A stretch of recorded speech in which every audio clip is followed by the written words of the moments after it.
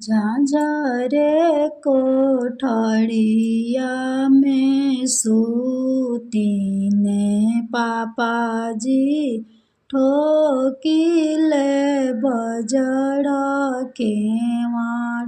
झांझरे कोठरिया में सूतीले चाचाजी ठोकिले बजड़ केवाड़।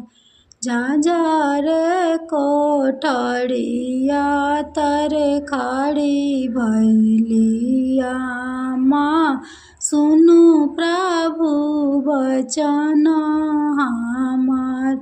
झांझरे कोठरिया तरे खाड़ी भैली चाची सुनी प्रभु वचन हमार।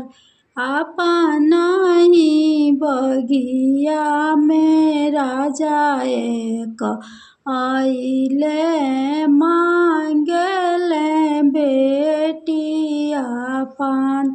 आपन ही बगिया में राजा एक आइले मांगेले बेटिया आपन। एतना वचन जब सुनेले अंजनु भैया साजे लगले तीरवा धनुष। एतना वचन जब सुनेले अंजनु भैया साजे लगले तीरवा धनुष।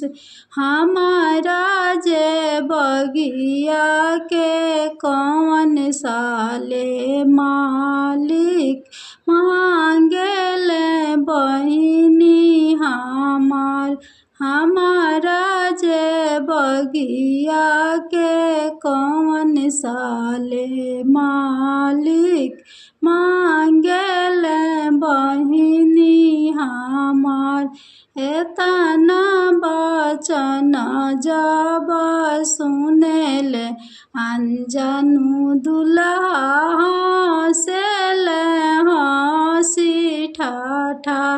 एतना वचन जब सुनेले अंजनु दुल्हा बोली के हंसेले ठाठा।